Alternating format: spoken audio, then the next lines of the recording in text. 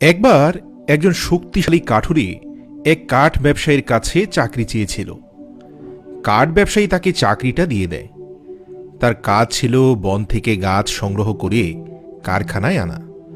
তাকে অনেক ভালো বেতন দেওয়া হতো এবং তার কাজের পরিবেশটাও বেশ সুন্দর ছিল। ভালো পরিবেশ, ভালো বেতন এবং ভালো বস পাওয়ায় সেই কাঠুরে ঠিক করে নেয় যে সে অনেক মনোযোগ দিয়ে চাকরিটি করবে এবং তার সর্বোচ্চ চেষ্টা করবে যাতে আন্তরিকতার সাথে তার কাজটি সে করতে পারে এবং অনেক বেশি প্রোডাকশন দিতে পারে। সবকিছু ঠিকঠাক হবার পর সেই কাঠ ব্যবসায়ী কাঠুরেকে একটা কুড়াল দেয় এবং তাকে তার কাজ বুঝিয়ে দেয়। এর পরের দিন থেকেই কাঠুরে কাজ শুরু করে দেয়। প্রথম দিন সে কঠোর পরিশ্রম করে 18টি গাছ সংগ্রহ করতে পেরেছিল। এটি দেখে তার বস তাকে বলে, অভিনন্দন, তুমি প্রথম দিনে অসাধারণ কাজ করেছ, এভাবেই চালিয়ে যাও ভাই। বসের প্রশংসা পেয়ে সে অনেক বেশি অনুপ্রাণিত এবং পরের দিন আরও বেশি পরিশ্রম করে।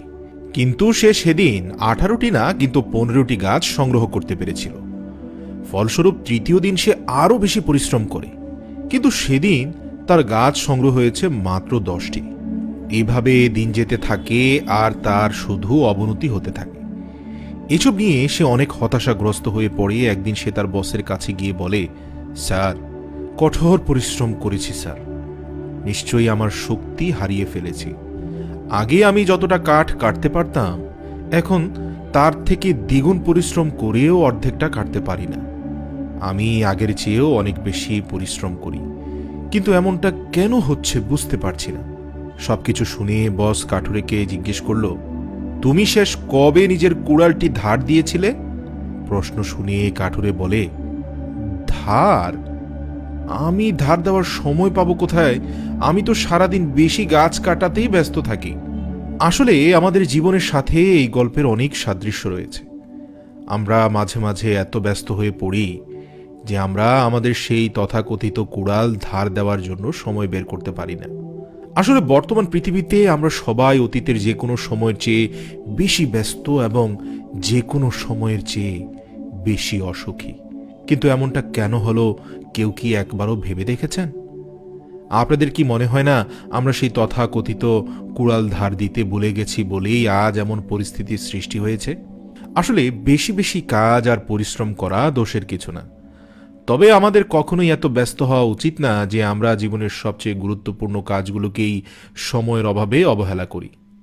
নামাজ পড়া, অন্যান্য ইবাদতে মশগুল থাকা, ব্যক্তি জীবন, পরিবারকে সময় দেওয়া, বই পড়া, ছুটি কাটানো, এই কাজগুলোকে যেদিন থেকে আপনার বাড়তি কাজ মনে হবে, মনে রাখবেন আপনার সেই কুড়াল ধার দেওয়ার সময় এসে গেছে। ভুলে যাবেন না, আপনি মানুষ এবং আপনার বিশ্রাম প্রয়োজন। আপনার ভাবা উচিত আল্লাহ কেন আমাদের পৃথিবীতে পাঠিয়েছেন। আপনার আল্লাহর ইবাদত করা উচিত। একটি সমীক্ষায় দেখা গিয়েছে যে সকল অফিসের স্টাফরা 5 ওয়াক্ত নামাজ পড়েন, এদের দ্বারা কোম্পানি বেশি উপকৃত হয়। গবেষণা বলছে নামাজের ফলে মানুষের ব্রেইন এনার্জি পায়, যেটাকে আমরা ধার বলতে পারি। তাই নামাজে বাড়তি 20-25 মিনিট সময় ব্যয় হলেও পরবর্তী বাকি সময়টা নামাজ না পড়া ব্যক্তিদের থেকে বেশি সার্ভিস দিতে পারেন নামাজি অফিস স্টাফরা। মনে রাখবেন, যদি ব্যস্ততার দোহাই দিয়ে সময়মতো সেই তথাকথিত কুড়াল ধার না দেবার সিদ্ধান্ত নেন, তাহলে শুধু আপনি ধীরে ধীরে নিস্তেজ হয়ে পড়বেন। মনে রাখবেন, ধারবিহীন কুড়ালের যেমন কোনো মূল্য নেই, তেমনি কার্যকারিতাহীন মানুষও কর্পোরেট জগতে বোঝা ছাড়া আর কিছুই না। তাই সময় থাকতে নিজেকে ধার দিতে থাকুন। মনে রাখবেন, ব্যক্তিগত জীবনের চাহিদার পাশাপাশি দৈনন্দিন একজন মানুষের সর্বশ্রেষ্ঠ চাহিদা হচ্ছে 5 ওয়াক্ত সালাত। এর মাধ্যমে মানুষের ব্রেইন অক্সিজেন পায় এবং সালাতে অবনত মানুষগুলোই সবচেয়ে বেশি কর্মদক্ষ এবং কার্যক্ষম হয়। এটি আমার কথা নয়, এটি বর্তমান গবেষণারই ফলাফল।